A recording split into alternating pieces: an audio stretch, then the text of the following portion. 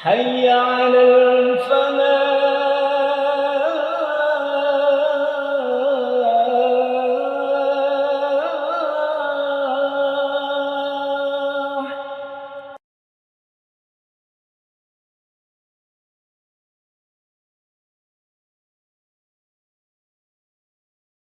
بسم الله الرحمن الرحيم. السلام عليكم ورحمة الله وبركاته. إن الحمد لله نحمده ونستعينه ونستهديه ونستغفره ونتوب إليه من شرور أنفسنا ومن سيئات أعمالنا. من يهده الله فلا مضل له ومن يضلله فلا هادي له. أشهد أن لا إله إلا الله وحده لا شريك له وأشهد أن محمدا عبده ورسوله وحبيبه وخليله صلوات ربي وسلامه وبركاته عليه وعلى آله وأصحابه إلى يوم يبعثون يوم لا ينفع مال ولا بنون إلا من أتى الله بقلب سليم. Jemaah Masjid Al-Falah yang dimuliakan Allah Subhanahu wa taala, mari kita ucapkan rasa syukur kita kepada Allah dengan mengucapkan alhamdulillahi rabbil alamin. Salawat dan salam kepada baginda Nabi Muhammad sallallahu alaihi wasallam. Allahumma shalli wa sallim wa barik alaihi, kepada keluarga, sahabat dan pengikutnya hingga yaumil akhir. Jemaah Masjid Al-Falah rahimani wa rahimakumullah, mari kita lanjutkan mutalaah hadis kita dalam kitab Riyadhus Shalihin. Kita sudah sampai pada hadis yang ke-14. Bismillahirrahmanirrahim. An Ibni Mas'ud radhiyallahu anhu qala qala Rasulullah sallallahu alaihi wasallam la yahillu damu imri'in muslimin illa bi ihda thalathin الثيب الزاني والنفس بالنفس والتارك لدينه المفارق للجماعة. Rawahul Bukhari wa Muslim. Dari Ibnu Mas'ud, semoga Allah meridhoinya, ia berkata, Rasulullah sallallahu alaihi wasallam bersabda, la yahillu damu imri'in muslimin, darah seorang muslim tidak halal illa bi ihda thalathin, kecuali dengan salah satu dari 3 alasan. Yang pertama adalah as-sayyibuz zani. Yang pertama adalah pezina yang sudah menikah, atau istilah lain disebut dengan zina muhsan, ya. Zinanya orang yang sudah menikah atau zinanya orang yang sudah berkeluarga. Kemudian yang kedua adalah an-nafsu bin nafsi, yaitu nyawa dengan nyawa atau membunuh orang. Wattariku lidinihil mufariqu lil jama'ati. Yang ketiga adalah orang yang meninggalkan agamanya lagi menyimpang dari jamaah. Ya, maksudnya adalah orang yang murtad dari agama Islam.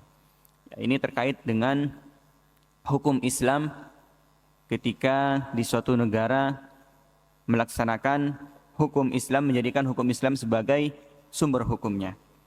Jemaah sekalian rahimani wa rahimakumullah, hadis ini diriwayatkan dari sahabat Nabi sallallahu alaihi wasallam Abdullah bin Mas'ud. Abdullah bin Mas'ud pernah mendapatkan pembelaan dari baginda Nabi sallallahu alaihi wasallam. Suatu ketika di saat Abdullah bin Mas'ud ini hendak bersiwak, kemudian di waktu yang bersamaan, dan di waktu yang bersamaan ini disaksikan oleh para sahabat yang lainnya, betis atau pakaian yang dipakai oleh Abdullah bin Mas'ud ini menyingkap betisnya Abdullah bin Mas'ud, sehingga betis Abdullah bin Mas'ud ini terlihat oleh sebagian para sahabat. Dan para sahabat juga menertawakan kejadian itu. Kata Nabi SAW, apa yang membuat kalian tertawa, wahai para sahabatku? Kata para sahabat, aku tertawa melihat betisnya Abdullah bin Mas'ud. Dikisahkan juga bahwa ternyata betis dari Abdullah bin Mas'ud ini kecil, jamaah sekalian. Kalau bahasa kita mungkin chicken like, ya. Jadi betisnya itu kecil. sehingga membuat para sahabat itu tertawa melihat itu. Kemudian Nabi Shallallahu Alaihi Wasallam menegaskan bahwa ketahuilah bahwa dua betis yang Abdullah bin Mas'ud itu miliki lebih berat daripada dua gunung Uhud, dan itu lebih baik dan akan bisa menutupi dosa-dosa pada suatu kaum. Jemaah sekalian rahimani wa rahimakumullah, inilah salah satu pembelaan Nabi sallallahu alaihi wasallam kepada sahabatnya Abdullah bin Mas'ud ya. Kemudian berbicara tentang pertumpahan darah, Allah Subhanahu wa taala berfirman di dalam surah An-Nisa ayat yang ke-93, "Wa may yaqtul mu'minan muta'ammidan fajazaohu jahannam khalidan fiha wa ghadiballahu 'alaihim wa la'anahum wa a'adda lahum 'adzaban 'azima." Yang pertama adalah barang siapa yang membunuh orang mukmin, baik laki-laki maupun perempuan, muta'ammidan dengan sengaja, fajazaohu jahannam, maka Allah balas untuknya jahannam, neraka jahannam, khalidan fiha, dan mereka kekal di dalamnya, wa ghadiballahu 'alaihi, dan Allah akan murka kepadanya, wa la'anahu, dan Allah juga akan melaknat mereka. Mereka adalah yang membunuh mukmin laki-laki maupun mukmin perempuan dengan sengaja, wa addalahu 'adzaban 'azima, dan Allah menjanjikan kepada mereka azabnya yang pedih. Berbicara tentang la'nah, ma hiya la'nah, kata para ulama, la'nah itu adalah matrudun min rahmatillah. Laknat itu adalah diasingkan atau dijauhkan dari rahmat Allah Subhanahu wa taala.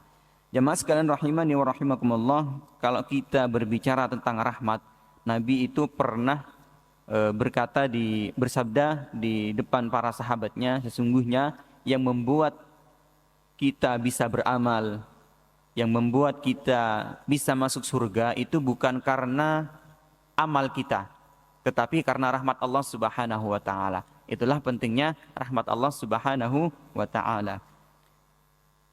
Jadi matrudun itu adalah dijauhkan atau diasingkan dari rahmat Allah Subhanahu wa taala. Dan sebaliknya, rahmah itu berarti didekatkan dengan kasih sayang Allah Subhanahu wa taala. Yang pertama, yang halal untuk ditumpahkan darahnya di dalam hadis ini, as-sayyibu zani, yaitu mereka yang melakukan zina bagi mereka yang sudah berkeluarga ya.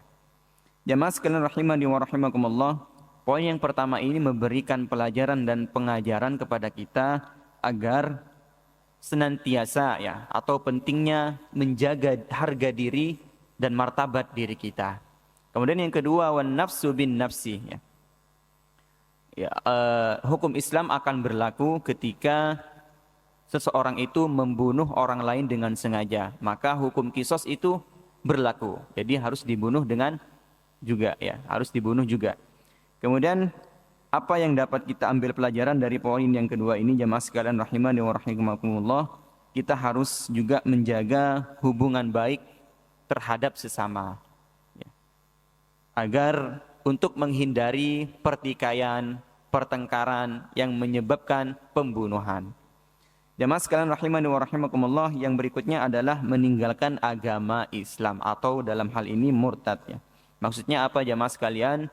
Pelajaran atau pengajaran yang dapat kita ambil dari poin yang ketiga ini adalah menjaga hubungan baik kita dengan Allah Subhanahu wa taala. Bagaimana menjaga hubungan baik kita dengan Allah Subhanahu wa taala?